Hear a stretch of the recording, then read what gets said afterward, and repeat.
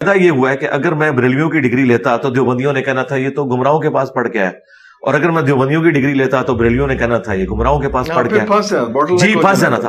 اور ڈگری یا مدرسے کی out put Maulana Maududi, doctor اسرار، احمد دیدات، ڈاکٹر ذاکر نائک یا انجینئر محمد علی مرزا ہو ہی نہیں سکتے، کیونکہ وہ پھر ایک کنزرویٹو سوچ آپ کو دیتے ہیں. بالکل صحیح. الحمدللہ میں اس کو آسان الفاظ میں بریف کر دیتا ہوں چونکہ یہ ایک پوری ڈاکٹرن ہے. جی جی. کہ ہماری مثال اس شخص کی سی ہے جو عام مسلمان کو یہ بتا رہا ہے کہ سورہ البقرہ کی آیت نمبر 279 میں لکھا ہے کہ جو شخص سود کھاتا ہے اللہ اور اس کے رسول عز و جل و صلی اللہ علیہ وآلہ وسلم کا اعلان جنگ ہے. بالکل. بس اب میرے پاس ڈگری ہے یا نہیں ہے، آپ جائیں گھر میں میرے بھائی خود قرآن پڑھیں، اگر اس میں وہ لکھا ہوا ہے تو میری بات درست ہے، اور اگر نہیں لکھا ہوا تو آپ مجھے پکڑ لیں.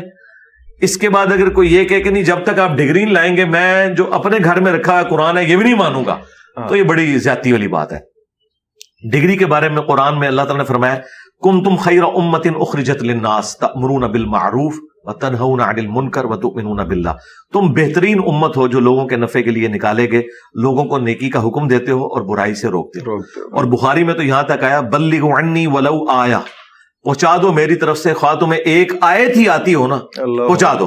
اچھا نبی الاسلام نے کسی ڈگری کی بات نہیں کی، اس کی وجہ یہ ہے کہ کوئی شخص بھی پرفیکٹ نہیں ہو سکتا. مثلا آج ہمارے پاس جو بڑے علماء ہیں، مفتی تقی عثمانی صاحب یا مفتی منیب الرحمان صاحب، ان لوگوں سے اگر آپ سائنس کے اوپر بات کریں تو قرآن میں تو 1000 سے زیادہ آیات سائنس سے متعلق ہیں، تو وہ آپ کو خود ریفر کریں گے کہ بھائی یہ ہماری فیلڈ نہیں ہے. اب میں اس کے لیے کسی جیولوجسٹ کے پاس جاتا ہوں، کسی ایسٹرونومی کی فیلڈ کے بندے کے پاس جاتا ہوں، تو اس کی بنیاد میں مفتی کو جاہل نہیں کہہ رہا، اگرچہ اسے نہیں پتا اس کا، لیکن میں یہ کہوں گا کہ اس کی ڈیٹیلز اسے نہیں پتا، کوئی بڑی بات نہیں ہے، کوئی ایسی بات نہیں ہے. لیکن ایک بات میں آپ کو بتا دوں، قرآن کا جو پرائمری مقصد ہے نا وہ ہے فکر آخرت، نصیحت. ایز فار ایز نصیحت از کنسرنڈ یہ ہر انسان کے لیے کتاب کافی ہے، ہر انسان کے لیے. ہدی للناس وبینات من الہدی والفرقان قرآن نے کہا ہے، پوری انسانیت کے لیے ہدایت ہے. اچھا صحابہ کرام کے پاس کوئی ڈگری نہیں تھی، لکھنا پڑھنا بھی نہیں جانتے تھے، صرف سن کے اپنی زبان میں انہوں نے اس قرآن کے ذریعے دنیا اڑ کے رکھی. جی صحبت تھی، آج بھی وہ صحبت اویلیبل ہے. وہ صحبت اس طرح اویلیبل ہے کہ نبی الاسلام دنیا سے چلے گئے، آپ نے حجۃ الوداع کے موقع پہ فرمایا میں اپنے بعد 2 چیزیں چھوڑ کے جا رہا ہوں، قرآن اور میری سنت. اور غدیر خم پہ فرمایا قرآن اور اہل البیت. قرآن کی آپ نے پیروی کرنی ہے، اہل البیت کے ساتھ اس نے سلوک کرنا ہے. آج بھی الحمدللہ ہمیں نبی الاسلام کی صحبت اویلیبل ہے، آپ کا وسیع قرآن ہے، سنت ہے، تو صحبت آج بھی اویلیبل ہے الحمدللہ. لیکن اگر ہم اس صحبت کو کسی شخصیت سے منسوب کر دیں گے نا آج کی، تو وہ ایک فرقے کی شخصیت تو ضرور ہوگی، دوسرا فرقہ تو اسے گمراہ سمجھے گا. یعنی اس ڈگری کی اوقات یہ ہے کہ بریلویوں کی پبلک دیوبندیوں کے بڑے مفتی کو بھی کہتی ہے تو گمراہ ہے، یعنی جاہل سے بھی آگے کی ڈگری دیتے ہیں. اور ادھر دیوبندیوں کی پبلک بریلویوں کے بڑے عالم کو کہتی ہے جاہل. اگر آپ کو یقین نہ آئے تو آپ ذرا دیوبندیوں سے ریفرینڈم کرائیں کہ ڈاکٹر طاہر القادری صاحب کے بارے میں آپ کا کیا خیال ہے، تو وہ بتا دیں گے آپ کو. اور آپ بریلویوں سے ذرا مولانا طارق جمیل صاحب کے بارے میں پوچھ لیں تو وہ آپ کو بتا دیں گے. اس کا مطلب ہے کہ ہمیں آم کھانے چاہیے، پیڑ نہیں گننے چاہیے، اور ہمیں دلائل کے اوپر اپنے معاملات کو لے کے چلنا چاہیے. پیڑ کا آم تھوڑا جب دیکھ لیں دیا کرو، کوئی نہیں خیر تھوڑی سی کر لیا کرو. وہ آپ مجھے بتائیے کہ جس طرح سے آپ نے کہا کہ سود کے حوالے سے بات کی، تو سود کی ڈیفینیشن جب کرتے ہیں تو کوئی عالم کسی اور طرح سے کرتے ہیں، کسی اور طرح سے کرتے ہیں، کوئی اس کو کہتے ہیں، تو وہ ایک تھوڑے سے جواب میں سود قرآن آیا تو سود کے اوپر سب کا اتفاق ہے. ڈیفینیشن کیونکہ اگر آپ صاحب کو کہتے ہیں تو وہ اس کو سود کو جو گاڑی کی لون لیتے ہیں یا گھر کا لون، وہ ڈفرنٹ چیز ہے. دیکھیں دیکھیں جو بیسک سود ہے نا، وہ حامدی صاحب کو میں نے بہت زیادہ سنا ہے، سود کی ڈیفینیشن میں کسی کا اختلاف نہیں، ذہن میں رکھیے گا. یعنی اگر آپ مجھ سے پوچھیں کہ بدکاری کی ڈیفینیشن، شراب نوشی کی ڈیفینیشن میں کوئی فرق ہے، یہ وہ چیزیں نہیں ہیں جن میں اختلاف ہے. سود کے اوپر سب کے سب متفق ہیں. سود کی بیسک ڈیفینیشن ہے پیسے کے بدلے پیسہ. ونس کموڈٹی انوالو ہو تو وہ سود نہیں ہوتی. اسی کی بنیاد پہ تو پوری اسلامک بینکنگ چل رہی ہے. اسلامک بینکنگ کے اوپر جو سارے کے ساری سرٹیفکیشن ہوئی ہے وہ مفتی تقی عثمانی صاحب نے کی ہے.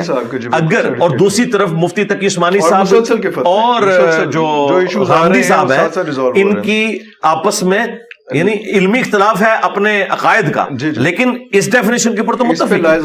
بالکل اس طرح سے لے کے چل رہے ہیں، تو وہ ساری چیزیں اس طرح سے ہوتی ہیں. تو آپ کن کن لوگوں کو، کن کن اسکول آف تھاٹس کو پڑھتے رہے آپ؟ جو ہم بتایا کہ بریلوی، تو چونکہ میرا بلٹ اپ بریلوی میں ہوا، تو بریلویوں میں بلٹ اپ ہونے کا آپ کو ایک فائدہ ہوتا ہے کہ آپ کو دیوبند اور اہل حدیث کی شناخت خود بخود اس حوالے سے ہو جاتی ہے کہ وہ بتایا جاتا ہے کہ ان میں یہ خامیاں ہے، لیکن میں نے اس پہ اکتفا نہیں کیا. میں نے نہ صرف دیوبند کو پڑھا ہے بلکہ دیوبندیت کو پریکٹس کیا ہے. یعنی میرے زندگی میں ٹرننگ پوائنٹ ہے بریلویت سے دیوبندیت، پھر اہل حدیث پہ آ کے میں نے بریک لگائی. کیونکہ میں نے کہا اس کے بعد اب مجھے جو کچھ نظر آ رہا تھا نا، وہ یہ نظر آ رہا تھا وہ قرآن و سنت کی تعلیمات سے ہٹ کے ذاتی انٹرپریٹیشنز ہیں لوگوں کی.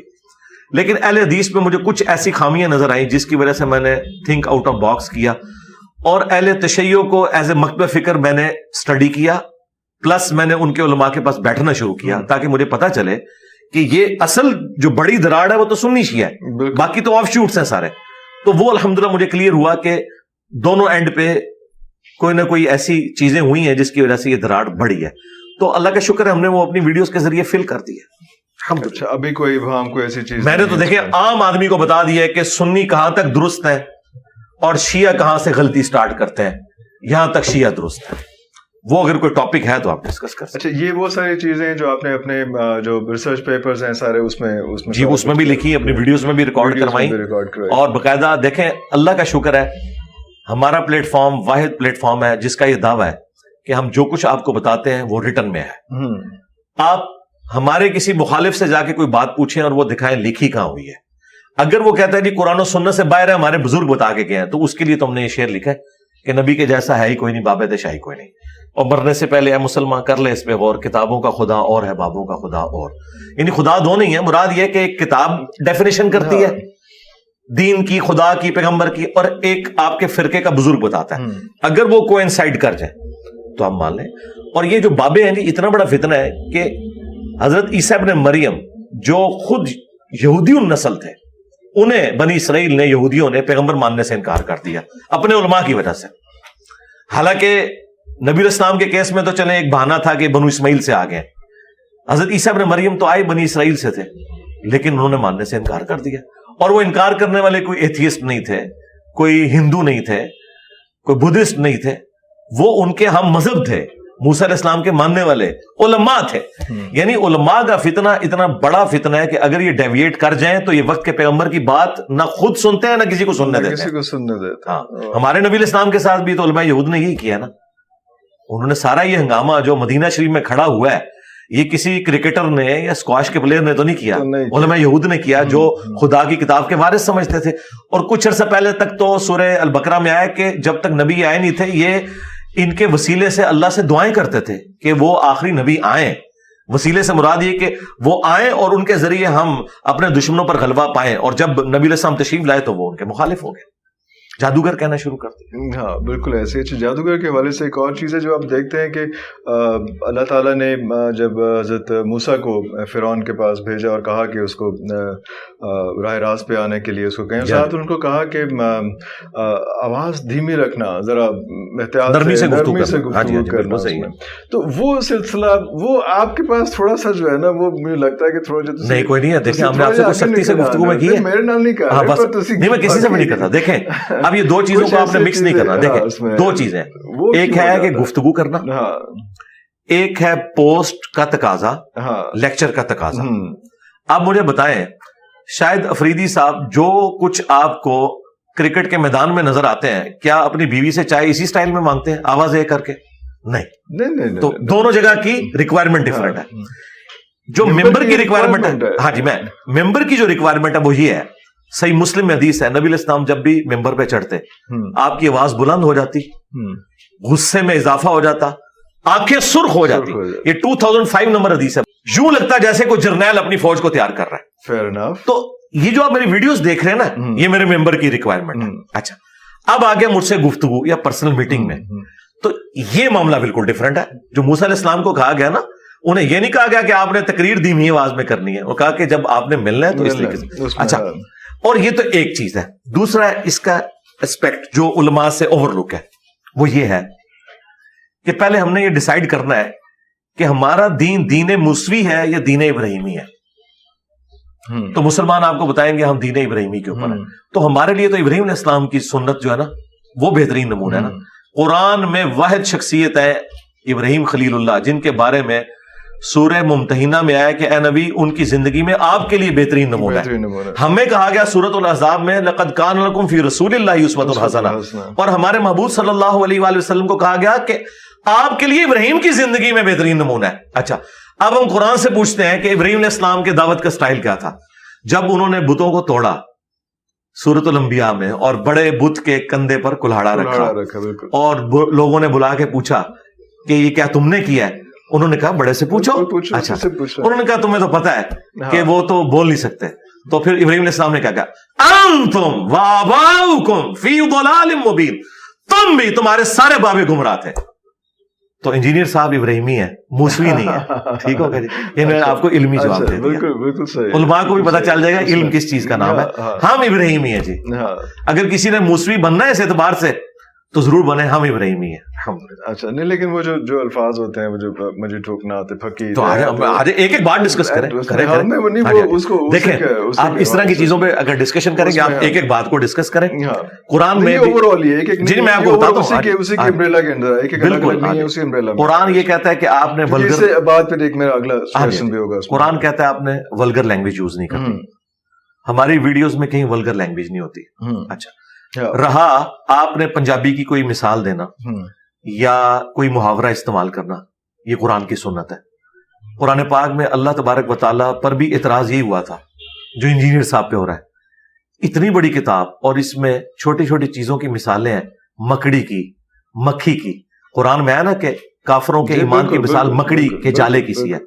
تو کافروں نے اعتراض کیا کہ اتنی بڑی ہستی مکھی کی مثالیں دے رہا ہے. تو اللہ تعالیٰ نے کیا فرمایا, اللہ تعالیٰ اس بات سے آر محسوس نہیں کرتا کہ وہ مچھر کی مثال یا اس سے کسی حقیر چیز کی بیان کرے. کیوں؟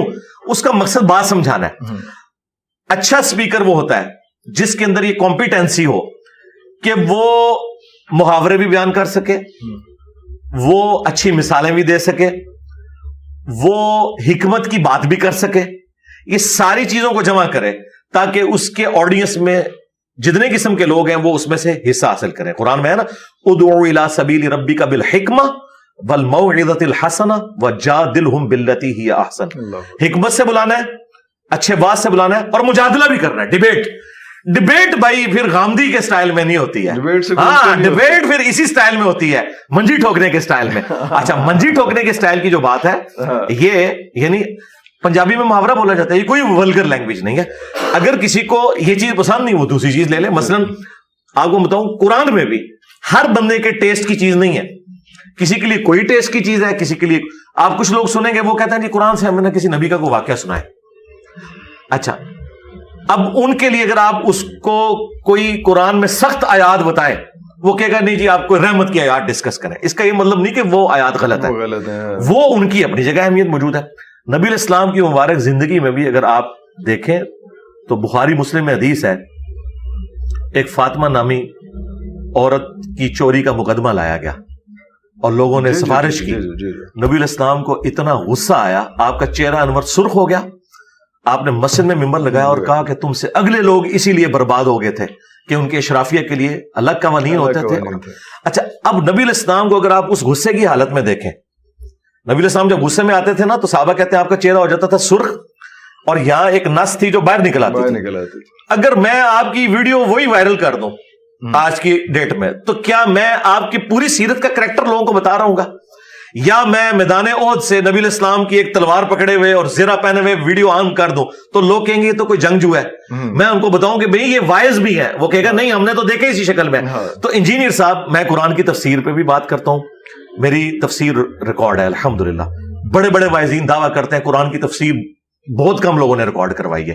344 لیکچرز میں کرائی, اب میری 162 مزید ہو چکے ہیں, دوسری دفعہ ریکارڈنگ. اچھا, میں تمام کرنٹ افیئرز پہ بولتا ہوں, اس کے بعد سائنٹیفک جتنے ایشوز ہیں, ایتھیس کے کوسچن جن پہ علماء کو وہ سوال بھی سمجھ نہیں آتے, جواب تو دور کی بات, میں ان کو بھی ایڈریس کرتا ہوں, ہر فیلڈ میں بولتا ہوں. تو جسے جو چیز انٹرسٹ کی لگتی ہے وہ دیکھ لیں. بالکل ٹھیک ہے. میں صرف دوسرا کوسچن میں آپ کو بتایا تھا, پوچھا تھا کہ وہ اس طرف آؤں گا. وہ اس میں یہ مجھے لگتا ہے کہ آپ نے جتنے ریسرچ کی, سارا کچھ کیا, ریسرچ پیپرز پہ بھی ہم آتے ہیں, لیکن ریسرچ سارا کچھ کیا, کچھ جب آپ ڈبیٹ شروع کرتے ہیں تو وہ ڈبیٹ کا جو کیٹیگری ہے جن لوگ آپ کو بہت اوپر کے لیول پہ ہونا چاہیے تھا, آپ مجھے لگتا ہے کہ آپ الجھ جاتے ہیں ان آئی ڈونٹ نو, مجھے کہنا چاہیے کہ جو یوٹیوب کے جو باقی وہ اس لیول کے وہ مولوی حضرات ہیں نا, اس میں آپ یا علاقے اس میں وہ اس سے آپ کی ریسرچ اوپر جانی چاہیے. میری ریسرچ اوپر ہے, آپ کی ریسرچ جامعۃ الازہر تک جانی چاہیے, آپ کی ریسرچ باقی جگہوں تک پہنچنی چاہیے. جی پہنچی ہوئی ہے اللہ کے فضل سے. میں آپ کو بتاؤں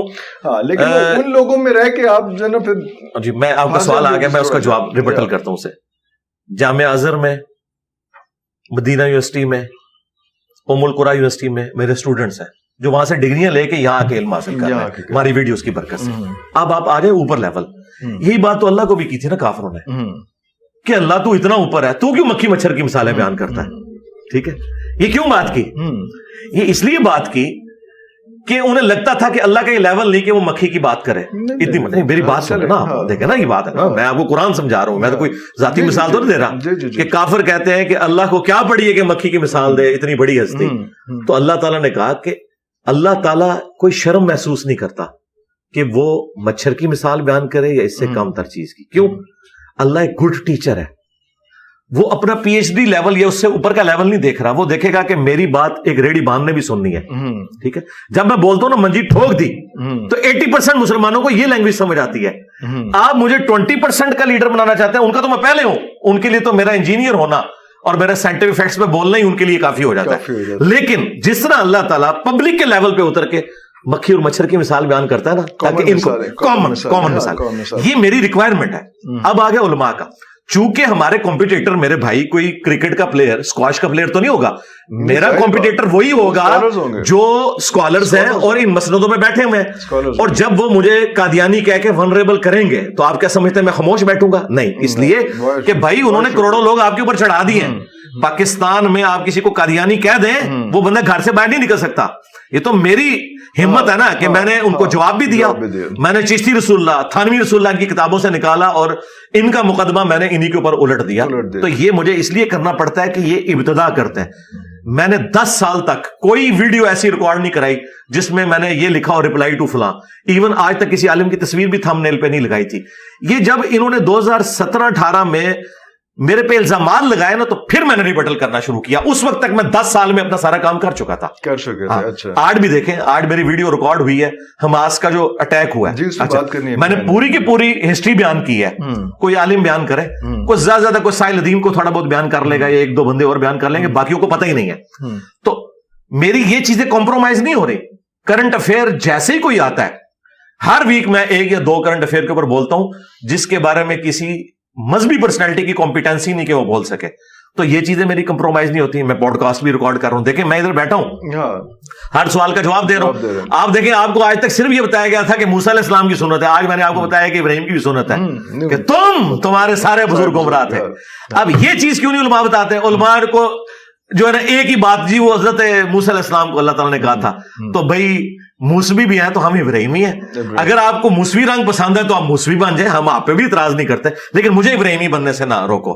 ابراہیم وہ ہے جس نے کہا کہ ابا تو بھی اور تیرے سارے بزرگ گمراہ تھے. منہ پہ کہا, کوئی لگی رتھی نہیں رکھی, منجی ٹھوک دیتی حضرت ابراہیم علیہ السلام نے. اچھا, زبردست. اچھا, ریسرچ پیپر وغیرہ میں آتے ہیں. ریسرچ پیپر کی صورتحال کیا چل رہی ہے؟ ریسرچ پیپر نارملی جو ایک ورڈ یوز, جیسے منجی ٹوکن کا ایک پورا ایک بیک گراؤنڈ ہے اور ہسٹری ہے.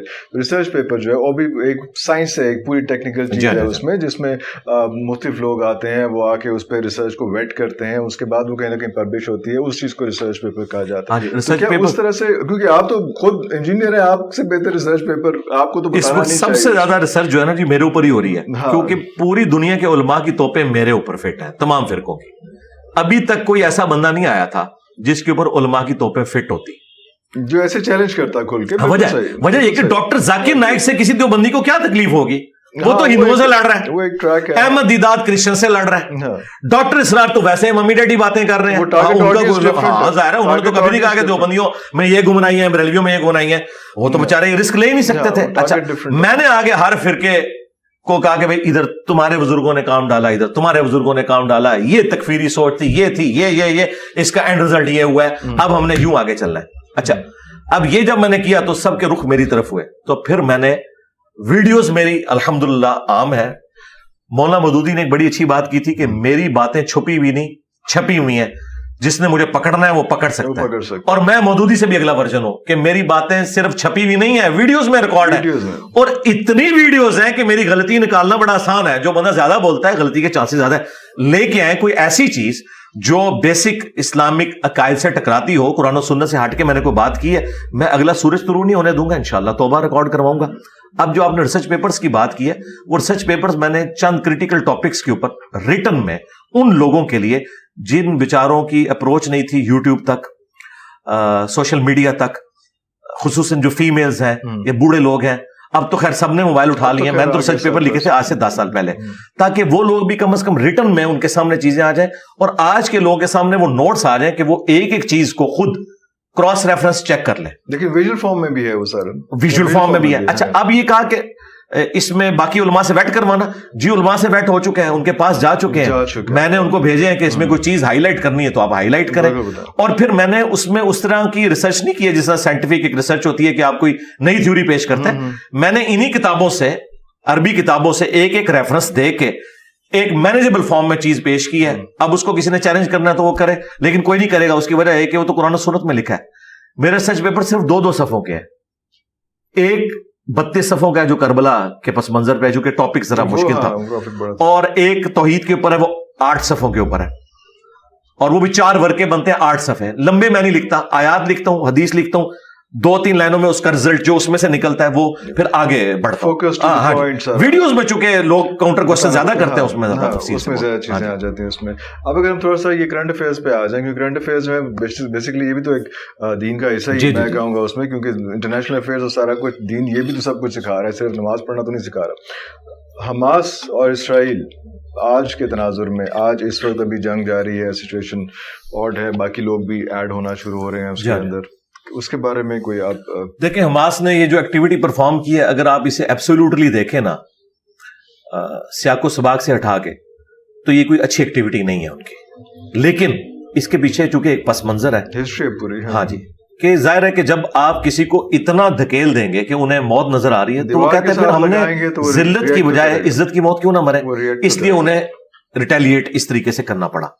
اب نیچرل اس کا رزلٹ وہی نکلا کہ آج امریکہ بھی, یورپ بھی, انڈیا بھی سب اسرائیل کے پیچھے کھڑے ہیں, اور مسلمان ملکوں میں سے کسی کی بھی جرت نہیں, مسلمان امت کے محبوب ترین لیڈر طیب اردگان, ان کی بھی جرت نہیں ہو سکی. انہوں نے بھی کہا کہ جی مل بیٹھ کے مسئلے کو حل کریں, وہ بھی نہیں جرت دکھا سکا. ظاہر ہے کہ جی کون, یعنی طاقتور کے خلاف بولنا بڑا مشکل کام ہے. صرف ایک ایران کی سٹیٹمنٹ آئی ہے جو انہوں نے ڈنکے کی چوٹ پہ کہا ہے کہ بین الاقوامی جو قوانین ہیں ان کے مطابق حماس نے جو بھی ایکٹ کیا ہے یہ بالکل ٹھیک کیا ہے, ایسا ہی کرنا چاہیے تھا. حیران کن بات یہ کہ حماس جو ہے سنی اہل حدیث وہابی تنظیم ہے, اور ایران شیعہ, لیکن انہوں نے سپورٹ کیا. حزب اللہ شیعہ, انہوں نے سپورٹ کیا حماس کو. سنی کسی میں جرت نہیں. اس کی وجہ یہ ہے کہ سنیت جو ہے نا وہ شیطان گھرتے اس طریقے سے ہائی جیک ہو چکی ہے کہ ان کے اندر ایک خلافت یا پولیٹیکل سسٹم آف اسلام, اس کی تڑپ ختم ہو چکی ہے. جو ڈاکٹر سار صاحب نے اپنی ویڈیوز میں کہا تھا کہ سنیوں کو بے شک بری لگے یہ بات, میں سنی ہوتے ہوئے یہ کہہ رہا ہوں کہ یہ آپ کے اندر ایک کمزوری ہے جو شیعہ کے اندر نہیں ہے, اس کی وجہ سے وہ سپورٹ کر رہے ہیں, اور ہماری بھی مورل سپورٹ ہے. باقی رہ گیا جو جہاد اور قتال والا معاملہ ہے, میرے خیال ہے کوئی بھی این جی او یہاں سے مجاہدین بھرتی نہ کرے. اگر یہ کرنے کا کام ہے تو ہماری فوج کا کام ہے. اگر انہوں نے کوئی اس طرح کی ایکٹیویٹی پرفارم کرنی ہے, کوئی پریشر ڈال, اس کی وجہ یہ ہے کہ ریسورسز ان کے پاس ہیں. آج کل کی جنگیں تلواروں کے ساتھ نہیں لڑی جاتی, لیٹسٹ اسلحے کے ساتھ لڑی جاتی ہیں. یہ جذباتی جملے ہیں کہ ہم جو ہے وہ دروشی پڑھ کے تو کامیاب ہو جائیں گے یا ذکر کر کے, یہ بالکل نان سینس بات ہے. اور میں آپ کے کیمرے کی وساطت سے آپ کی عوام تک ایک اور بات بھی پہنچاؤں. ایک مت مشہور کی ہے انہوں نے, مسلمانوں کے پاس اسلحہ کم تھا, مسلمانوں نے رومنز اور پرشینز کو الٹ دیا, صحابہ کرام نے ایمان کی برکت سے. یہ بھی غلط بیانی کی گئی ہے. یہ کبھی نہیں ہوا کہ خالد ابن ولید یہاں سے تلوار لے کے نکلے اور سامنے سے بندہ جو ہے کلاشن کوف لے کے آئے, تو خالد ابن ولید کو تو اس نے نزدیک بھی لگنے دینا تھا. اسلحہ برابر کا ہی ہوتا تھا, ادھر بھی ایک تلوار ادھر بھی ایک تلوار. ہاں یہ ہو سکتا ہے تعداد کم زیادہ. آج اگر 1000 خالد ابن ولید یہاں سے نکلے اور سامنے سے ایک کلین شیو یہودی نکلے صرف کلاشن کوف لے کے, تو کیا کرے گا؟ لہٰذا یہ جذباتی جملے بولنا کہ جی ہم یہ کر دیں گے وہ کر دیں گے. جب تک آپ اپنی پاور کو اس طریقے سے نہیں ریٹین کرتے یا ایکوائر کرتے, اس طریقے سے ٹکرا جانا ایک بڑی طاقت کے ساتھ, راہ فلسطینیوں کا کرنا, ان کے پاس تو موت تھی, انہوں نے کہا اس طریقے سے بھی مرنا ہے, اس طریقے سے بھی مرنا ہے, تو ہم اس طریقے سے کیوں نہ مریں, وہ ان کا رائٹ تھا. لیکن باقی لوگوں کے لیے میں یہ بات کروں گا کہ کاش ہم اتنے اسٹرانگ ہوتے کہ آج ہماری دنیا میں آواز ہوتی, ہم ایک دھمکی لگاتے اور معاملات سیٹل ہو جاتے, لیکن مجھے نہیں نظر آ رہا کہ اس طرح ہے. تو کیا ہم فائنل کروسیڈ کی طرف جا رہے ہیں یا ابھی نہیں, ابھی وہ ٹائم نہیں آیا؟ دیکھیں جب تک اس میں سے کچھ نکلتا نہیں, عین ممکن ہے کہ ابھی تو ویسے جو نیتن یاہو نے کہا ہے, اس نے کہا ہے کہ میں تو اب غزہ کی پٹی بھی ان سے چھینوں گا, اور اگر یہ مکمل طور پہ قبضہ ہو جاتا ہے اور یہ اس طریقے سے آگے عرب دنیا میں ٹریگر کرتا ہے, جس طرح دیکھیں سعودی عرب اگرچہ اسرائیل سے دوستی کر رہا ہے لیکن تھوڑا سا ڈھیلا پڑا ہے, انہوں نے کہا ہے کہ اس میں قصور اسرائیل کا ہے, اتنا انہوں نے بیان دیا ہے, یعنی انہوں نے دونوں پارٹیوں کو کچھ رکھا ہے. اس کے پیچھے ان کی کوئی اسلام سے ہمدردی نہیں سعودیہ کی, وہ عرب سپرنگ سے ڈرتے ہیں کیونکہ عربی بنو اسماعیل ہیں اور یہودی بنو اسرائیل ہیں, ان کی آپس میں جو ٹسل ہے نا وہ والی, وہ آج بھی اسی طریقے سے قائم ہے. ایون مسلمان کتنا بھی سیکولر ہو جائے نا, عرب کا مسلمان, وہ یہودیوں کو اسرائیل کو ایکسیپٹنس نہیں دے سکتا ہے پبلک لیول کے اوپر. اس لیے یہ بھی عرب ملکوں کو ڈر لگا رہتا ہے کہ کہیں ادھر سے کوئی سپرنگ نہ اٹھے, ہمارا تختہ نہ کوئی الٹ دے, اس وجہ سے وہ اس قسم کے بیان دے رہے ہیں. لیکن اگر خدا نہ خواستہ ہے یہ مسئلہ آگے بڑھتا ہے تو اس طرف جا بھی سکتا ہے, عین ممکن ہے. آپ کو کیا لگ رہا ہے یہ ہو رہا ہے جی میں اور یا مقبول جان صاحب کی طرح یا ساحل ادیم کی طرح یا ڈاکٹر اسرار کی طرح میں خام خواہ جو ہے نا وہ تکے نہیں چلانے کا عادی, مجھے نہیں پتا, may be may not be, جب ہوگا تو پھر آپ ہم سے پوچھ سکتے ہیں. وہ تو پھر ہو چکا ہوگا, پھر کیا نہیں, پھر آپ نے پوچھنا ہے کہ ہم نے کرنا کیا ہے. اچھا لیکن پہلے اگر میں آپ کو بتاؤں تو اس کا کوئی فائدہ نہیں ہے, اس وقت کی صورتحال کا تو اسی وقت پتا چلے گا نا. دیکھیں غزوہ ہند کے نام کے اوپر کتنی ادھر جہادی تنظیمیں بنی, ٹھیک ہے. کل میں اور یہ صاحب کی ایک دیکھ رہا تھا, کوئی پوڈ کاسٹ تھی یا ان کا کوئی پبلک لیکچر تھا, اس میں وہ کہہ رہے تھے کہ نہیں یہ غزوہ ہند تو آئے گا جب عیسیٰ ابن مریم آئیں گے. میں نے کہا آج غوریہ صاحب آپ نے بات ٹھیک کی ہے, ہو سکتا ہے پہلے بھی آپ کرتے ہو, لیکن میں نے آپ کے منہ سے یہ بات سنی ہے تو یہ بات عوام کو بتائیں. عوام تو آفت سعید صاحب کے جہاد کو غزوہ ہند بنائے بیٹھی تھی, اس سے پہلے 1000 سال پہلے محمود غزنوی کو غزوہ ہند بنائے بیٹھی ہوئی تھی. اس کے اوپر انڈیا سے آپ نے دشمنی کی ہوئی ہے غزوہ ہند کی بنیاد کے اوپر. حالانکہ انڈیا بیچارے کا کوئی لینا دینا ہی نہیں غزوہ ہند کے ساتھ, وہ معاملہ ہی ایک بالکل ڈفرنٹ ہے. میں قطعاً اس حق میں نہیں ہوں کہ انڈیا پاکستان آپس میں لڑے, یہ کو ایگزسٹ کرے اور اپنی غریب عوام کو پاورٹی لائن سے اوپر لے کے آئے. چائنا نے پوری دنیا کے تخمینے فیل کر دیے. آج تک یہی تھا کہ جی صرف جو یورپین ملک ہیں, جو ٹھنڈے ملک ہیں وہ ترقی کرتے ہیں. دیکھ لیں آپ کے ایشیا کے ایک ملک نے 30 سالوں میں 90% آبادی کو پاورٹی سرکل سے اوپر لے آئے. تو ابھی ہمیں یہ کرنے کی ضرورت ہے, زیادہ فوکس اس چیز جی اسی کے اوپر فوکس ہونا چاہیے. حضرت عیسیٰ کے حوالے سے بات ہوئی تو آپ اس سائڈ پہ جاتے ہیں, یہ انٹر گلیکسی ٹریول اور پورٹلز اور سارا کچھ جو آج کل بڑا ایک صاحب نے جو صاحب کہہ رہے ہیں, انہوں نے ایک جملہ خود بولا نا کہ میرے تخمینے ہیں, یہ قرآن و سنت نہیں ہے, تو میرا خیال یہ جواب کافی ہے. ہمارا موقف یہ ہے کہ ہم قرآن و سنت میں بس اتنی بات کرتے ہیں جتنی آئی ہے. جب پریکٹیکلی کوئی چیز سامنے آئے گی تو ہم اس کے بارے میں بات کریں گے, may be may not be. دیکھیں فزکس میں, کیمسٹری میں آپ اس قسم کے تخمینے لگا سکتے ہیں. جس طرح آئنسٹائن نے جب جنرل تھیوری آف ریلیٹیوٹی پیش کی, میتھمیٹیکلی اس نے ثابت کیا, کئی چیزیں پھر پریکٹیکلی بعد میں ثابت ہوئی ہیں. کچھ تو ابھی بلیک ہول تو اس کے مرنے کے بھی 100 سال کے بعد ہم نے دیکھا ہے, تو 100 سال بعد پتا چل کے کہ وہ ٹھیک کہہ رہا تھا. اس زمانے میں may be may not be. اس طرح کے تخمینے آپ دین پہ نہ لگائیں. میرا اپنا موقف یہ ہے کہ اگر وہ صحیح نکلا تو ٹھیک ہے, اگر غلط نکلا تو قرآن و سنت کی ایسی تعویل بیان کرنا, یہ وہ چیز ہے جس کے بارے میں شروع سے ایک ریزرویشن پائی جاتی ہے جو علماء ہیں, محدثین کا, مفسرین کا, کہ آپ نے اپنی رائے کے ساتھ تفسیر نہیں کرنی کسی معاملے کی. البتہ جب کوئی چیز ایگزیکیوٹ ہو کے سامنے آ جائے نا, سائنٹیفکلی کوئی چیز ثابت ہو جائے, اپنی رائے کے ساتھ تفسیر میں اپنی رائے ایڈ نہیں کرنی. نہیں, رائے ایڈ نہیں کرنی. ہاں اگر کوئی سائنٹیفکلی چیزیں ثابت ہو جاتی ہیں, جس طرح جب تک ہم نے الیکٹرانک مائکروسکوپ نہیں بنائی تھی 1980s تک, ہمیں ایمبریولوجی کی فیلڈ میں بہت کم معلومات تھی. آج ہمارے پاس معلومات ہیں. اب ہم قرآن میں جو سورۃ المومنون میں, سورہ حج میں جو سٹیجز آئی ہیں ماں کے پیٹ میں بچہ بننے کی, آج ہم انہیں کو ریلیٹ کر سکتے ہیں. لیکن آج سے اگر آپ کہیں کہ 100 سال پہلے ہم نہیں کر سکتے تھے. اس لیے آپ دیکھیں قرآن کی آیات کے ترجمے میں بھی مس ہینڈلنگ ہوئی لوگوں سے. سورۃ العلق میں خلق الانسان من علق, تو الگ کا ترجمہ خون کا لوتھڑا یہ چلتا آ رہا ہے. آج کل آپ لیٹسٹ ترجمہ دیکھیں تو وہ کہتے ہیں سسپینڈڈ چیز, الگ کہتے ہیں معلق چیز کو, اور وہ یوٹرس کے اندر جو ایمبریو ہے وہ سسپینڈڈ فارم میں ہوتا ہے. تو یہ ترجمہ آج ہم نے بدلا, اگرچہ عربی لنگوسٹک میں شروع سے یہی ترجمہ تھا, لیکن ظاہر ہے مس ہینڈلنگ تو ہوئی. تو وقت کے ساتھ ساتھ انسان لرن کرتا ہے, لیکن جب تک کوئی چیز سامنے نہ آئے.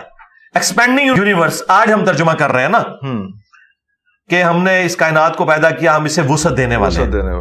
سورہ الذاریات میں آئنسٹائن سے پہلے تو ہم یہ ترجمہ نہیں کرتے تھے اس طریقے سے ایکسپینڈنگ یونیورس, لیکن وہ اب چیز سامنے آئی ہے تو بات کر رہے ہیں. تو اسی طرح سے چیزیں آگے چلیں گی. آپ کو توقع ہے کہ یہ اگر ریسرچ اور آگے جاتی ہے اور اگر اس طرح کوئی چیز آ گئی جاتی ہے تو ٹھیک ہے, تو پھر اس کو امپرووائز کرنا جی کر سکتے ہیں, لیکن اس سے پہلے کوئی, اور میرا خیال ہے جن صاحب کی آپ نے بات کی ہے وہ بھی ایمانداری کے ساتھ وہ کہتے ہیں یہ میری رائے ہے, وہ یہ نہیں وہ کرتے ہیں. اب ان کے ماننے والے اگر اسے ایگزیجریٹ کر کے پریزنٹ کرتے ہیں نا تو وہ زیادتی والی بات ہے. جب کوئی کہہ رہا ہے نا میری رائے ہے, تو رائے تو وہ رکھ سکتا ہے کوئی بھی, ٹھیک ہے رکھے, اس کا حق ہے, لیکن کسی اور کو پابند نہ کرے. جی کر سکتے ہیں. ہم کہتے ہیں کہ قرآن و سنت میں جتنا آیا نا اتنے میں تو ہم احتیاط میں ہے نا, اس سے آگے ہم نہ جائیں. مجھے کوئی پابند تو نہیں کر سکتا کہ آپ ضرور آگے جائیں. عین ممکن ہے میں غلط طرف چل پڑوں, تو میں بس اتنی بات کروں کہ ہاں یہ ہوگا, جب سامنے آئے گا تو دیکھا جائے گا, دیکھا جائے گا. اچھا, آج ماڈرن ایج میں جب ہم بات کرتے ہیں تو ہم دیکھتے ہیں کہ یونیورسٹیز اور کالجز میں جو ہے وہ ایک کو ایجوکیشن جو ہے وہ آ گئی ہے. بڑا کامن ایک فنومینا یہ ہو چکا ہے اس میں, جس میں ضروری نہیں ہے کہ لڑکیاں جینس پہنیں یا جو ہے ٹاپس پہنیں یا سر کو نہ ڈھانپیں یا سارا کچھ.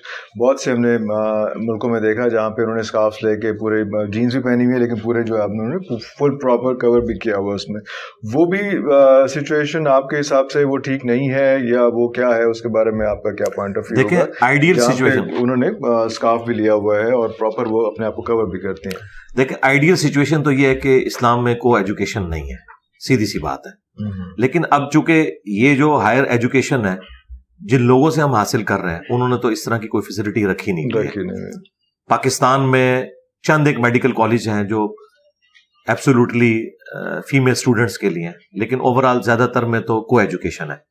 تو گورنمنٹ کا کام ہے کہ اس ایجوکیشن کو اس حوالے سے الگ الگ کریں, لیکن جب تک یہ معاملہ سیٹل نہیں ہوتا تو پھر گیون سرکمسٹانسز کے اندر آپ جو سب سے بہتر چیز کر سکتے ہیں وہ یہ ہے کہ آپ سیکس ڈسپلن کا خیال رکھیں. سیکس ڈسپلن یہ ہے کہ سورہ النور میں ہے کہ مومن مردوں سے کہو کہ اپنی نگاہیں نیچی رکھیں, اور مومنہ عورتوں سے فرماؤ کہ اپنی نگاہوں کو نیچا رکھیں.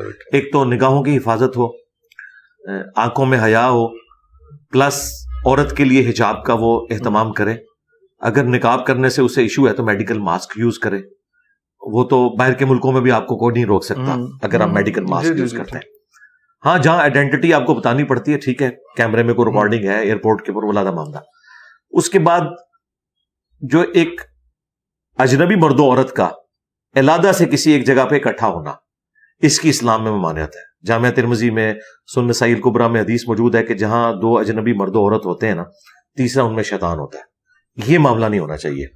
ہاں ایک کمبائنڈ کلاس ہے, اس میں کچھ فیمیل اسٹوڈنٹس بیٹھی ہوئی ہیں, کچھ میل اسٹوڈنٹس ہیں, اور اس میں بھی ہم نے دیکھا عموماً ہماری یونیورسٹی میں بھی ہماری کلاس میں بھی اس طرح اسٹوڈنٹس تھی, لیکن وہ ان کی لائن علیحدہ ہوتی تھی. فیمیل اسٹوڈنٹس پیچھے بیٹھی ہوتی تھی, میل اسٹوڈنٹس سامنے اگلی والی سیٹوں پہ ہوتے تھے, تو وہ ایز سچ کوئی اس میں تو ڈیکورم مینٹین ہو جاتا تھا. ہاں جی, تو اس درجے تک کوشش کریں تو ہو سکتا ہے, ایسی کوئی بڑی ہو سکتا ہے, لیکن جہاں پہ یہ پاسبل نہیں ہے تو وہاں ٹھیک ہے آپ اپنی عصمت کی حفاظت کریں, اپنی آنکھوں کی حفاظت کریں, اور اپنے معاملات کو لے کے چلیں. جس طرح ٹوائلٹ میں کوئی شخص خوشی سے تو زیادہ دن نہیں بیٹھتا نا, ایک ضرورت کے تحت جاتا ہے, جیسے ہی فارغ ہو نکلا ہے. اس طریقے سے اس طرح کی کو ایجوکیشن میں بس ایک مجبوراً ایک علم وہاں سے حاصل کرنا پڑ رہا ہے, تو وہ حاصل کرنے کے بعد اپنے معاملات کو سیدھا کریں. آپ کے پاس یہاں پہ بہت سے اسٹوڈنٹس آتے ہیں ماشاءاللہ, کافی آپ خیر بانٹ رہے ہوتے ہیں. آپ کو ان سے انٹریکٹ کرتے ہوئے کیا لگتا ہے, کون سا مسنگ لنک ہے؟ کیا والدین کی تربیت میں تھوڑا سا جھول آ گیا, اساتذہ کی تربیت میں جھول آ گیا, وہ انٹلیکٹ بچوں کا ہمیں نہیں ملتا اس وقت جو ہم اپنی نوجوان نسل سے ہم ایکسپیکٹ کر رہے ہوتے ہیں؟ تو آپ کا روز کا انٹریکشن ہے, اور یوتھ ہی آپ کی مین ٹارگیٹ جو ہے وہ یوتھ ہی ہے اس میں, تو آپ کو اگر میں ویسے پرسنل پوچھوں کہ کہاں مسنگ لنک لگ رہا ہے؟ مسنگ لنک تو ہر جگہ ہی نظر آ رہا ہے, ہر جگہ نظر آ رہا ہے. ماں باپ کی تربیت میں بھی نظر آ رہا ہے, اور تعلیم بھی اس وقت ایک سمجھ لیں مال کمانے کا ذریعہ بن چکی ہے. جب ہم لوگ اسکول کالجز میں پڑھتے تھے نا تو ہمارے ٹیچرز سرکاری اسکول میں ہم پڑھے ہوئے ہیں سرکاری کالجز میں, وہ لوگ 0 پیریڈ بھی لگاتے تھے, یعنی پیپر جب قریب آتے تھے تو حالانکہ ان کو کوئی تنخواہ نہیں ملتی تھی. ایون جہاں ہاسٹلز تھے وہاں ٹیچرز ہاسٹل میں بھی جا کے جو بچے بیچارے کمزور ہوتے تھے انہیں ٹیوشن بھی فری دے دیتے تھے. لیکن آج کل آپ دیکھیں کہ کیا صورتحال ہے. تو یہ ہمارے ایک پستی کا لیول ٹیچنگ میں بھی آیا ہے. پھر ماں باپ کی اپنی بھی تربیت کوئی نہیں ہوئی بھی, سیدھی سی بات ہے. مجھے بتائیں کتنے مسلمانوں کے ماں باپ ہیں جنہوں نے خود قرآن حکیم ترجمے سے پڑھا ہوا ہے اور یہ ساری اخلاقیات سیکھی ہیں, انہوں نے آگے اولاد کو کیا سکھانا ہے؟ ان کو بھی بچپن میں ایک طوطا بنا دیا گیا, ہاں جی 2 دفعہ قرآن ختم کر دیا, 3 دفعہ. یہ تو ہماری ویڈیوز کی برکت ہے کہ آج ہم کالجز یونیورسٹیز کے اسٹوڈنٹس کو بتا رہے ہیں کہ بھئی آپ قرآن اس لیے نازل نہیں ہوا کہ اس سے آپ نے مردے بخشوانے, آپ اسے پڑھیں. انگریزی میں آسانی لگتی ہے انگریزی میں ترجمہ پڑھیں, اردو میں آسانی لگتی ہے اردو میں ترجمہ پڑھیں. لیکن آپ دیکھیں کہ یہ اللہ تعالیٰ کا آخری پیغام ہے انسانیت کے نام, اپنے پیغمبر صلی اللہ علیہ وآلہ وسلم کی برکت سے آپ تک پہنچا ہے. آپ دیکھیں یہ تعلیمات کیا ہیں تو اس پہ آپ عمل کریں. پھر آپ اگر پالیٹکس میں آ جائیں وہاں پہ بھی ہمیں فقدان نظر آتا ہے. یہ پالیٹکس اس وقت جس گراوٹ کا شکار ہو چکی ہے, معذرت کے ساتھ جس طریقے سے کنڈکٹ کیا گیا خصوصاً پی ٹی آئی کی جانب سے, اور نون لیگ اور پیپلز پارٹی کا تو معاملہ اس لیول کا نہیں تھا جو پی ٹی آئی میں, چونکہ ینگ جنریشن تھی, غصہ بھرا ہوا تھا. پھر جس طریقے سے سوشل میڈیا پہ گالی گلوچ اور ایک دوسرے کے بارے میں یہ کرنا, اس چیز نے ہماری وہ نارمز وہ والی بھی ختم کر دی. تو یہ ہر لیول کے اوپر ہمیں گراوٹ نظر آ رہی ہے. ٹیچنگ میں نظر آ رہی ہے, ماں باپ کی تربیت میں نظر آ رہی ہے, پولیٹیشنز کی تربیت میں نظر آ رہی ہے. جب وہ میڈیا میں بیٹھ کے اس قسم کی تقریریں کریں گے اور ولگر قسم کے جملے لوگوں کے اوپر کسیں گے تو ماننے والے تو 4 ہاتھ آگے جائیں گے. So from where to start, from where to begin? بگن یہ ہے کہ میں یہ نہیں کہتا کہ گراس روٹ لیول سے شروع کریں, میں کہتا ہوں کہ جہاں پہ جو ہے وہاں پہ وہ دیا روشن کرے. مثلا اگر میں اس پوسٹ پہ سب لوگ سیریس ہو جائیں اپنے سب جو بجائے رونے کے نا, سب لوگ یہ جو لوگ بیٹھ کے انٹلیکچوئل ڈسکشن کرتے ہیں ان سے پوچھو تم کیا کر رہے ہو. میں یعنی جو ریگولر آپ کے مین میڈیا چینلز کے اوپر پولیٹیکل ڈسکشنز آتی ہیں نا, اور لوگ بڑے بڑے افلاطون لا کے بٹھائے ہوتے ہیں, ان کی اپنی جو پرسنل لائف ہے انتہائی بری لائف ہے, انتہائی بد اخلاقی پہ مبنی ہے, اور وہ لوگوں کو بتا کے یہ کہہ رہے ہوتے ہیں کہ جناب یہ اخلاقیات کی کمی ہے, خود وہ سب سے زیادہ بد اخلاق ہوتے ہیں اپنی نجی زندگی کے اندر. تو یہ لیکچر دینے چھوڑیں, پریکٹیکلی جو سمجھتا نہیں ایسا ہے وہ سٹیپ فارورڈ کرے اور آ کے لوگوں کو اپنی فیلڈ میں تو ایجوکیٹ کرے نا, کہ ہاں ہم اپنے لیے اب یہ نارمز رکھتے ہیں. جس سے مجھے بھی بڑی خوشی ہوئی ہے کہ ڈان نیوز کے اوپر ایک پی ٹی آئی کے ورکر سے جس طریقے سے بھی ایک انٹرویو لیا گیا, تو ادھر جو اپرائٹ قسم کے صحافی تھے انہوں نے کہا نہیں, ڈان کا ایک لیول ہے, ٹھیک ہے نا. اور حالانکہ یہ وہ ڈان ہے جس نے پی ٹی آئی سے گالیاں کھائی ہوئی ہیں, انہوں نے پی ٹی آئی سے گالیاں کھائی ہوئی ہیں جب پی ٹی آئی اسٹیبلشمنٹ کی گود میں بیٹھی ہوئی تھی, ٹھیک ہے. دیکھ لیں آج وہ کتنے اپرائٹ لوگ ہیں کہ انہوں نے پی ٹی آئی کا ساتھ دے دیا, صرف اپنے رول کے اوپر کمپرومائز نہیں کہا. ہمیں اس قسم کے لوگ چاہیے. نظر آ رہے ہیں جی, مجھے تو ہر جگہ نظر آتے ہیں لوگ, لیکن بات یہ کہ وہ لوگ نہیں, میں تو سمجھتا ہوں, لیکن ان لوگوں کو شاید آپ لوگ نہ پسند کرتے ہوں. اب وہ سامنے آئیں گے تو پھر ظاہر ہے کہ ہمیں تو بدنام کروا دیے گئے. مجھے بتائیں آسمہ جہانگیر جب تک زندہ تھی کسی نے قدر کی ان کی؟ ہزاروں مردوں کے اوپر بھاری ایک دلیر عورت تھی. اگر یہ ایک داڑھی پگڑی والا بندہ کہہ رہا ہے تو اس کو آپ ہلکا نہ جانیں, ٹھیک ہے. تو دیکھیں وہ طالبان جنہوں نے ان کو کافر ڈکلیئر کیا, ان کو وکیل کوئی نہیں ملتا تھا کیونکہ اسٹیبلشمنٹ کا دباؤ تھا. آسمہ جہانگیر نے کہا میں فری کیس لڑوں گی. وہ الطاف حسین جس کو پوری اسٹیبلشمنٹ نے مل کے, میرے بھی ان سے ریزرویشن تھی, اور ان کے خلاف کیس چلایا, کوئی وکیل نہیں تھا ان کا کیس لڑتا, آسمہ جہانگیر نے کہا میں لڑوں گی. یہ بیسک رائٹ ہے. آئی قاتل کو بھی اللہ تعالیٰ حق دیتا ہے کہ وہ بھی اپنا وکیل کرے گا, وہ بھی اپنی بات کرے گا. یہ اپرائٹ لوگ ہوتے ہیں جو ہمیشہ حق کے لیے کھڑے رہتے ہیں. وہ یہ نہیں دیکھتے کہ یہ سامنے میرا مخالف کون ہے, یہ میرا مخالف ہے یا اس نے فلاں وقت میرے ساتھ یہ کیا تھا تو اب میں اس کے ساتھ یہ کر دوں.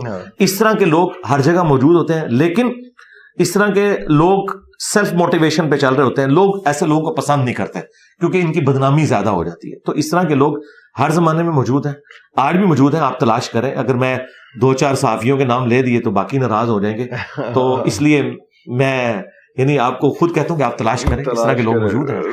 بالکل صحیح ہے. مرے ہوں کا ذکر میں کر سکتا ہوں کیونکہ اس پہ لوگوں کو صبر آ جاتا ہے. ہاں, لیکن ہم لوگ آج کل تو دعاؤں پہ بہت زیادہ آ گئے نا کہ یہ ملک جو ہے یہ بچے گا, دعاؤں سے بچے گا. یہ جو کہانی ہے نا جی, یہ جو کہانیاں صوفیوں نے کرائی, ان کو اشفاق احمد صاحب، واصف علی واصف صاحب میرے استاد ہیں، میں ان کی عزت کرتا ہوں، لیکن یہ جو کہانیاں ان کو کروا کے کہ ریالٹی سے اس کا کوئی تعلق نہیں ہے. ریالٹی یہ ہے کہ بھائی 10 دفعہ دروشی پڑھنے سے پیٹ نہیں بھرتا.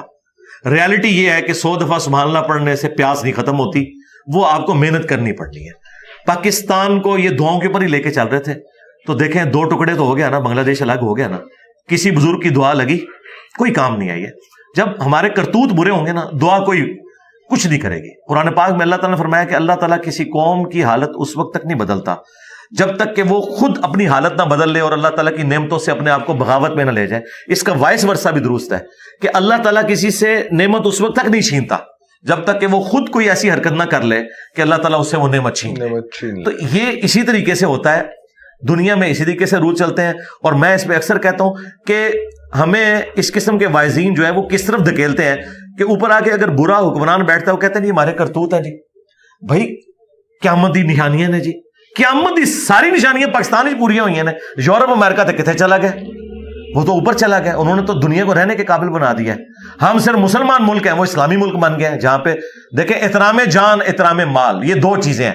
اس کے بعد کوئی چیز نہیں ہے. یہ یورپ امریکہ میں ہے، دیکھ لیں دنیا سکون سے زندگی گزاری. یہاں سے بھی جس مولوی کو خطرہ ہوتا ہے ادھر ہی جاتا ہے، ادھر جا کے یہ کہتا ہے کہ یہود و نصارہ کے ملک میں آپ نہ جائیں، اور وہاں سے آئے ہوئے ڈالرز اور پاؤنڈز کھاتا ہے اور کہتا ہے یہود و نصارہ کے ملک میں نہ جائیں. سیف بھی وہیں پہ فیل کرتا ہے اپنے آپ کو. جی ظاہر ہے. آپ دیکھیں گاندھی صاحب کیوں گئے ہیں؟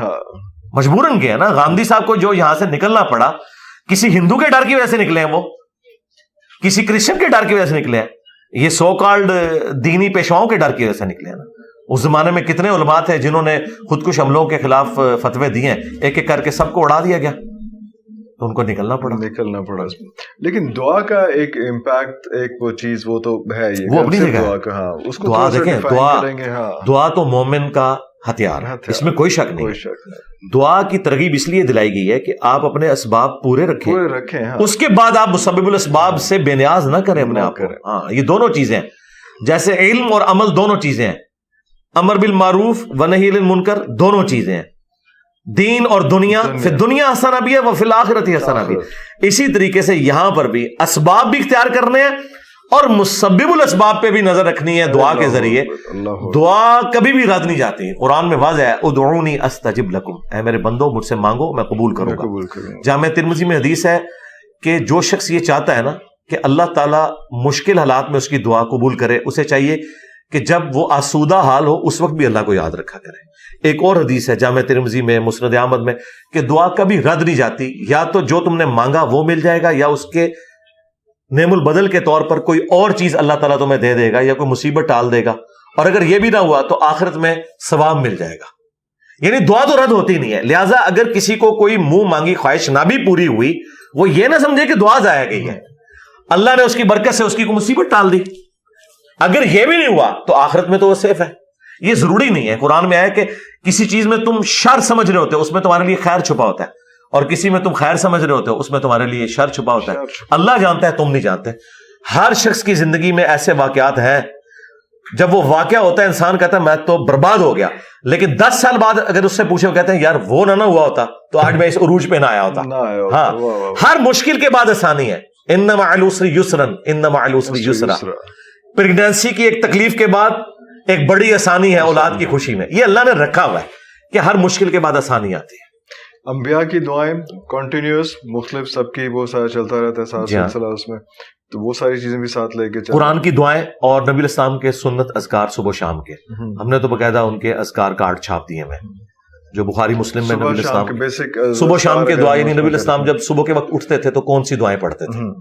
وہ آلموسٹ 21 کے قریب اذکار ہیں. پھر شام کے وقت 21 کے قریب، ہاں جی 21 کے قریب ہیں جو احادیث میں رپورٹ ہوئے ہیں. وہ دعائیں آپ ان کے ترجمے بھی ہم نے ساتھ پرنٹ کیے، آپ کو انشاءاللہ اینڈ پہ وہ دے بھی دیں گے. ہم PDF بھی ان کے رکھے ہیں، ایپس بھی بنی ہوئی ہیں. ایک ایک دعا اتنی پرفیکٹ ہے کہ میں آپ کو ایک مثال دیتا ہوں. ایک دعا المستدرک للحاکم میں سیدہ فاطمہ سلام اللہ علیہا، نبی الاسلام کی لاڈلی ترین بیٹی اور خاتون جنت، نبی الاسلام نے کہا اے فاطمہ میری بیٹی تو مجھ سے گفٹ کیوں نہیں لے لیتی؟ آپ لاڈ کا انداز دیکھیں. اور ایک باپ جو امام الانبیاء ہے وہ اس بیٹی کو دے رہا ہے جو جنت کی عورتوں کی سردار ہے، اور اس کو کہہ رہا ہے کہ میں تمہیں ایک ایسا گفٹ دینے لگا ہوں، یہ لے لو مجھ سے اپنے باپ سے، کہ صبح اور شام ایک ایک دفعہ یہ دعا مانگا کرو. یا حیو یا قیوم برحمتک استغیث، اے خود سے زندہ ہر چیز کو تھامنے والے، میں تیری رحمت کے ساتھ تیری مدد کا سوال کرتا ہوں. اصلح لی شأنی کلہ، میرے تمام کاموں کو تو سنوار دے. ولا تکلنی الی نفسی طرفۃ عین، اور مجھے پلک جھپکنے کے برابر بھی میرے نفس کے سپرد نہ کرنا. اے اللہ تو ہی مجھے سنبھالنا، ایک لمحے کے لیے بھی مجھے میرے سپرد نہ کرنا، تو نہیں مجھے سنبھالنا ہے. حسبنا اللہ ونعم الوکیل، یہ دعا ٹھیک ہے. اس طریقے سے یہ دعائیں لا الہ الا انت سبحانک انی کنت من الظالمین، یہ ایک ایک دعا اتنی بھاری دعا ہے کہ دیکھیں یہ جو آیت کریمہ کے بارے میں قرآن میں آیا کہ اگر یونس یہ دعا نہ مانگتے تو پھر مچھلی کے پیٹ سے اس دن نکالے جاتے جس دن مردے قبروں سے نکالے جائیں گے. یہ سورہ صافات میں اللہ نے کہا ہے کہ اتنا غصہ تھا ہمارا کہ یونس اگر یہ دعا نہ مانگتا تو پھر یہ قیامت کے دن ہی نکلتا. لیکن یہ دعا کتنی کام کر گئی کہ اللہ تعالیٰ کا غصہ ٹھنڈا ہو گیا، اتنا غصہ کہ میری وحی کی اجازت کے بغیر علاقہ کیوں چھوڑا. اور دعا کتنی سمپل ہے، لا الہ الا انت سبحانک، اے اللہ تیرے سوا کوئی معبود نہیں اور تو پاک ہے، تو غلطی کر ہی نہیں نہ سکتا. انی کنت من الظالمین، میں تو انسان ہوں، غلطی کروں گا. اب یہ انہوں نے اپنی کمزوری مان لی. اللہ کو یہ پسند ہے کہ آپ اس کے سامنے اپنی کمزوری مانیں. یہی شیطان اور آدم میں فرق ہے. شیطان نے اپنی غلطی کی جسٹیفیکیشن دی تھی، اللہ نے کہا مردود. آدم نے کیا کہا تھا، ربنا ظلمنا انفسنا. لہذا آدمی وہ ہے جس کی نسبت آدم کے ساتھ آدم کے ساتھ. ارے اللہ. اور آدم یہ ہے کہ اپنی غلطی کی جسٹیفیکیشن نہیں دیتا، وہ کہتا ہے آئی ایم سوری، بس اللہ تعالیٰ کہتا ہے ٹھیک ہے معاف کر دو. ارے اللہ. اچھا لاسٹ کوشچن آپ کے، اللہ تعالیٰ آپ کو اپنی حفاظت میں رکھے. لیکن کچھ یہاں پہ ہمیں ویڈیوز وغیرہ ملتی ہیں کہ جناب کوئی حملہ ہو گیا، کوئی یہ ہو گیا، چیزیں ہو گئی، خدا نہ خواستہ وصیت وغیرہ کوئی پوری لکھی ہوئی ہے؟ ایک عجیب، میں نے کیا وصیت کرنی ہے، ہم تو اس شخصیت کی وصیت کو ہی آگے پہنچا رہے ہیں کہ جن کا ہم نے کلمہ پڑھا ہے. ہماری وصیت یہی ہے کہ نبی الاسلام نے فرمایا اپنے بعد 2 چیزیں چھوڑ کے جا رہا ہوں، اللہ کی کتاب اور اس کے نبی کی سنت. اور نبی الاسلام نے فرمایا کہ میرے بعد قرآن کو پکڑ لینا اور میرے اہل بیت کے ساتھ اس نے سلوک کرنا. یہی وہ وصیت ہے جو نبی الاسلام نے ہمیں کی تھی، اور ہم یہی وصیت آگے بھی کر رہے ہیں. ہم کیا لوگوں کو سکھا رہے ہیں؟ قرآن و سنت سکھا رہے ہیں، اہل بیت کی محبت سکھا رہے ہیں، ان کا ادب سکھا رہے ہیں، صحابہ کرام سے عقیدت سکھا رہے ہیں، اور یہی ہم آگے بھی وصیت کریں گے. سر بہت شکریہ. جزاک اللہ خیر.